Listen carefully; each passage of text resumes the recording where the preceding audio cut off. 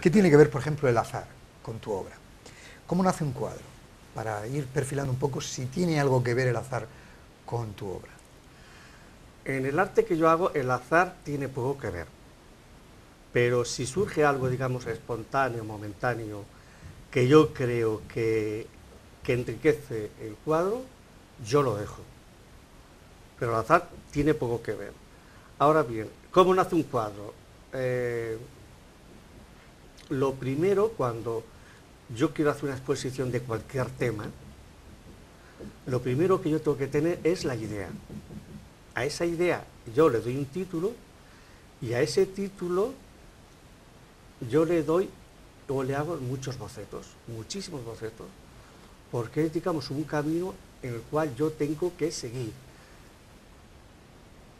Es decir, el título me da lo que sería el camino a seguir.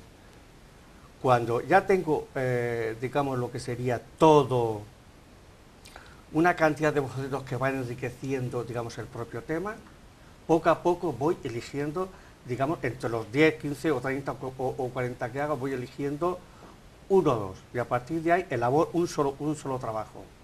Eso es en el papel, pero cuando llega al lienzo, la composición tiene dos partes importantes, una parte física y otra no física. La parte física sería lo que ve, que es el discurso compositivo. En ese discurso compositivo están los colores, las formas, sería la estructura del cuadro, sería el soporte, sería prácticamente pues, todo ese tipo de cosas que veo. Pero la parte invisible es la más interesante, o por lo menos tan interesante como la siguiente, que sería la metafísica, sería la religiosidad y sería la reflexión buscando siempre la verdad. Pero ahí podríamos decir algo más. En esa parte no física está la imaginación, que la imaginación siempre es la reina de las facultades desde mi punto de vista. Yo prefiero la imaginación al conocimiento, porque es ilimitado, el conocimiento es limitado. Juntamente con la imaginación está la curiosidad, todo pintor tiene que tener ese sentido curioso, como los investigadores, Y luego la crítica. La crítica es para amonestar el poco talento que tengo. Para no quedarme simplemente que esto es maravilloso, esto es bonito y es un boceto. No. Yo le tengo que dar ahí caña, como dice la gente moderna, para elegir lo mejor. Para elegir lo mejor para el cuadro, para elegir lo mejor para el espectador y evidentemente elegirlo para mí. El filtro está en mí. Y cuando yo esto lo tengo controlado, digamos, eso sería la parte compositiva, que luego igual más tarde salen algunas de las preguntas que me hagan, no lo sé. Esto se complica mucho más. Fíjate la parte invisible, que interesante es, porque la parte visible pues sería el dibujo. Trabajas con pincel, con carbón, con lápiz, trabajas con trapos, con no trapos. Hablamos de horas. ¿Eh? Me estás hablando de muchas horas. De muchas horas, pues claro. de muchísimas horas.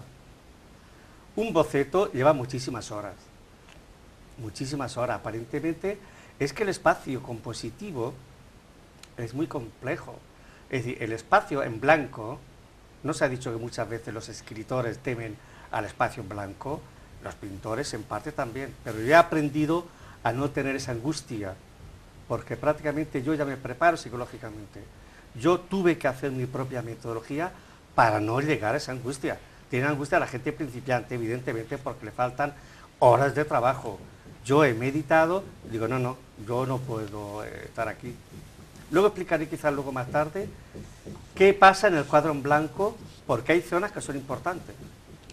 Bueno, ¿se puede alcanzar la belleza? Bueno, o un cuadro sin reflexión. No. O por lo menos lo que yo pretendo, no. Sin reflexión no existe nada bello. Sin reflexión prácticamente no existe nada bello. Yo soy racionalista, como los griegos. Los griegos son racionalistas, pero al contrario que ellos, yo me incorporo a los sentimientos y me incorporo a la intuición. Ellos no creían en este tipo de cosas, pero yo sí. Pero sin reflexión y sin imitación, desde el punto de vista, yo no hago ese tipo de trabajo.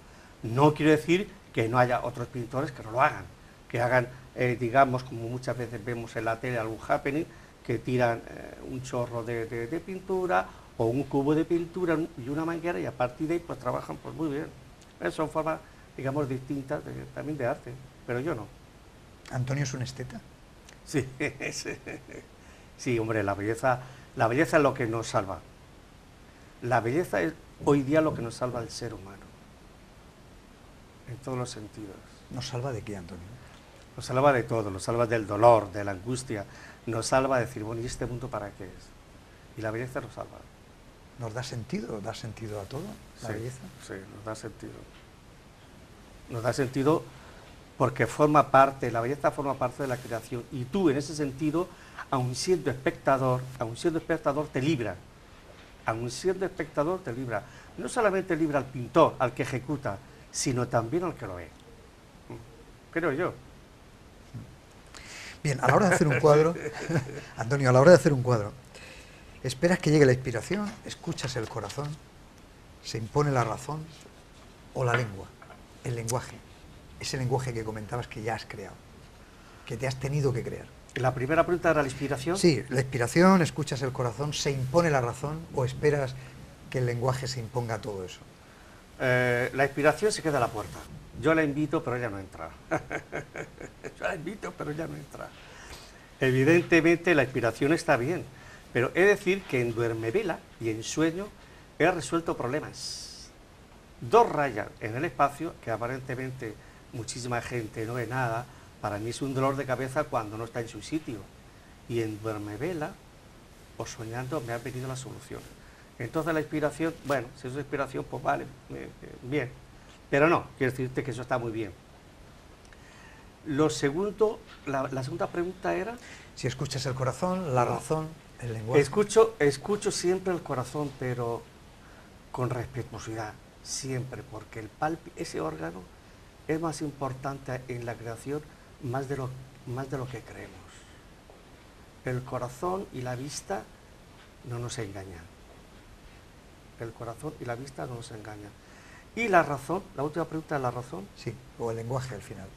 Esperas ese lenguaje, ese mundo, ese lenguaje que te has tenido que construir para expresarte, que comentabas. Lo primero la razón. Se impone, lo primero la razón. Sí, lo primero es la razón desde mi perspectiva laboral. Lo primero es la razón. En la razón, el talento y la sensibilidad está por encima de la creatividad, o está por encima, digamos, de lo que sería el lenguaje. El lenguaje es un soporte en el cual yo domino. Es decir, yo cuando voy a hacer algo, es la razón, la sensibilidad, la que está ubicando en el espacio lo que yo pretendo. Luego la razón es la dominadora en este sentido. Estamos hablando del lenguaje.